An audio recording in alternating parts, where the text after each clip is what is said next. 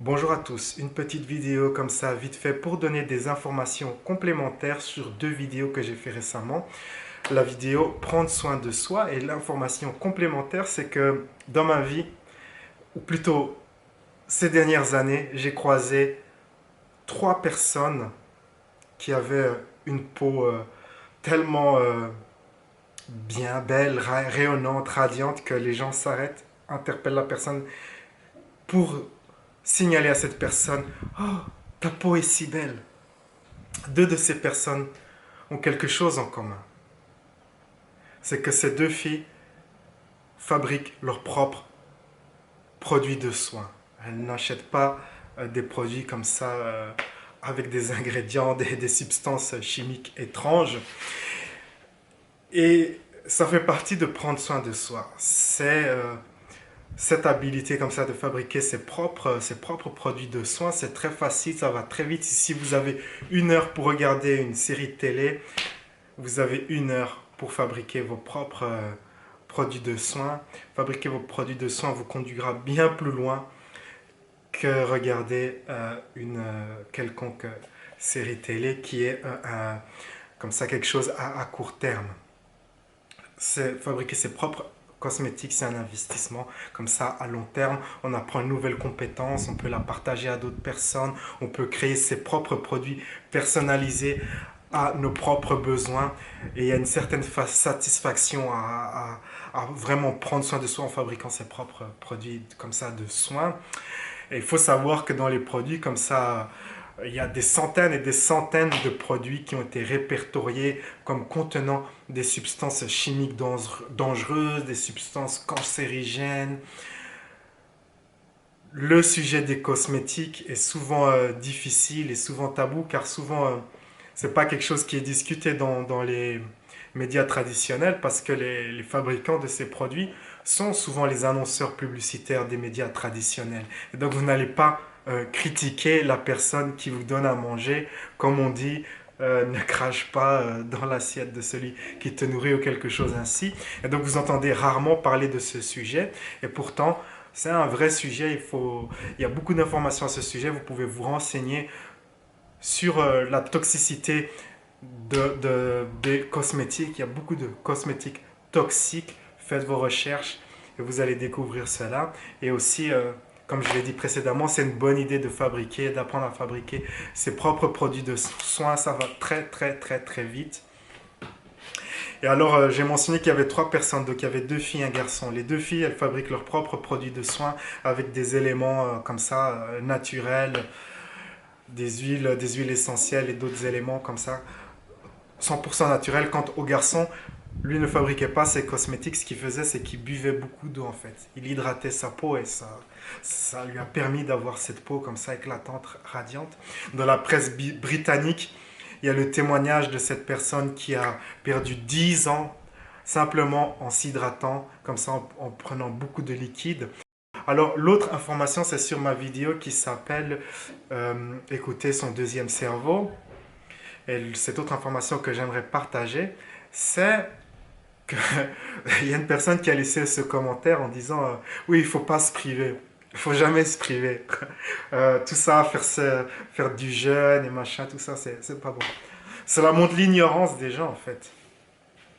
Parce que, historiquement, quand vous regardez l'histoire des êtres humains, cette période-ci, c'est la seule période où il y a une abondance de nourriture et on ne doit pas faire de jeûne. Car historiquement, il y avait toujours des périodes de jeûne, en fait. C'est un phénomène nouveau que de ne pas avoir à faire ces périodes de jeûne. Et durant les périodes de jeûne, en fait, le corps redirige, donc l'énergie qui était dédiée à la digestion est redirigée pour des activités telles que les nettoyages et la réparation des tissus abîmés, des cellules et ainsi de suite. Et voilà, et les gens qui se disent oui, il faut tout le temps manger, il ne faut jamais se priver, ils ont perdu cette information. Ils ont été convaincus. En fait, c'est très intéressant. C'est quelque chose que je vous invite à faire si vous avez du temps. Comme ça, si vous êtes en confinement et que vous avez du temps, c'est d'étudier l'histoire en fait de la nourriture industrielle au XXe siècle. et des conseils de santé qui sont donnés au public. Et vous verrez qu'une grande partie en fait de ces conseils, genre le concept qu'il faut manger 3 fois par jour, le concept que le petit déjeuner c'est le repas le plus important, beaucoup de ces concepts en fait viennent des industriels. En fait. Par exemple, le fameux petit déjeuner anglais, c'est une idée des industriels. À un moment, les industriels n'arrivaient pas à vendre certains produits. Il y avait très peu de ventes en fait des œufs, du bacon et d'autres produits. Et ils ont inventé le fameux English breakfast. À un moment, Kellogg's donc, avait son produit et il fallait que Kellogg's, dans les années je sais plus, 40 ou 50, dans cette période-là, il fallait absolument qu'ils vendent plus de produits. Donc, ils ont inventé ce concept de petit déjeuner sain, calcium, machin, manger des céréales.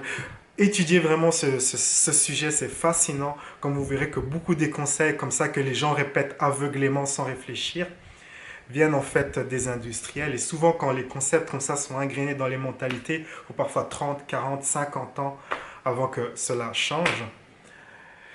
Et pour en revenir plus à ce commentaire bien précis, il ne faut jamais se priver, ou il ne faut pas se priver, souvent ces personnes ont des parasites. On a tous des parasites en fait. Les parasites, ce sont des micro-organismes qui vivent en nous.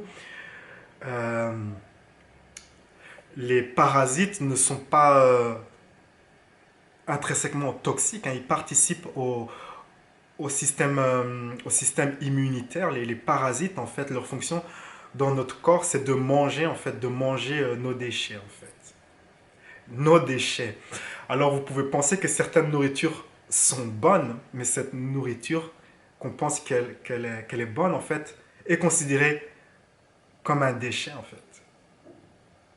Et donc, les parasites qui étaient dormants sont activés quand vous mangez de la malbouffe, des fast-food, tout ce qui est pâtes, sucre, tout ce qui a du blé, du pain, tout ça, ça active en fait ces parasites car ah voilà, on a des déchets, on a ce qu'on veut, on a ces sucres et donc ils sont activés et ils se mettent comme ça à manger et comme ce sont des organismes vivants, ils génèrent aussi des déchets. Donc parmi il y a vos vrais déchets et il y a aussi les déchets générés par les parasites.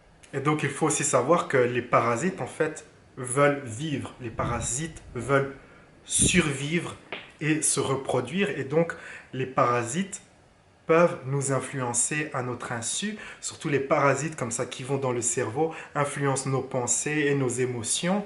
Il y a cet article très intéressant que vous pouvez lire sur le site de National Geographic qui démontre en fait que les parasites comme ça influencent certains poissons à commettre un suicide.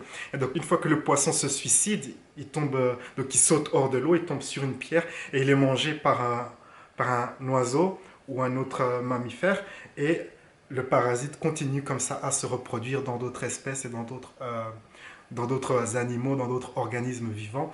Donc les parasites comme ça ont une influence et donc, quand ils sont dans notre corps, ils nous influencent aussi. Et il a été démontré que les parasites génèrent une substance chimique qui envoie ce signal qu'il ne faut pas se priver.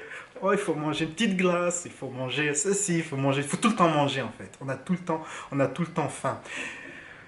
C'est ça l'effet des parasites. Alors, quand on a des parasites, quand on a trop de parasites dus à la malbouffe, dû à trop de sucre, eh bien, on a constamment faim et on ne veut pas se priver, mais aussi il faut apprendre à, à réduire la population des parasites. Et donc, certains naturopathes recommandent d'une fois par an faire un détox, une cure où vous allez éliminer, réduire la population des parasites. Parce que les parasites sont partout, il y a des parasites vraiment partout.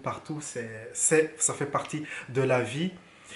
Et la situation idéale, c'est de ne pas créer trop d'inflammation, d'activer ces parasites et au point qu'ils créent des désagréments dans le corps et qui deviennent vraiment trop actifs, une population trop grande et vous avez tout le temps faim et vous mangez, les parasites génèrent des déchets et puis vous avez des dérèglements de votre système comme ça, digestif et immunitaire et puis voilà, vous avez les problèmes de santé. Alors il est très difficile de faire des diagnostics pour déterminer si vous avez des diagnostics. Il est très difficile en fait, parce qu'il y a plein de familles de parasites. Et en fait, très difficile de lier les symptômes à tel parasite en fait. Et donc, idéalement, c'est mieux que chaque année, on fait un mois de détox comme ça de parasites.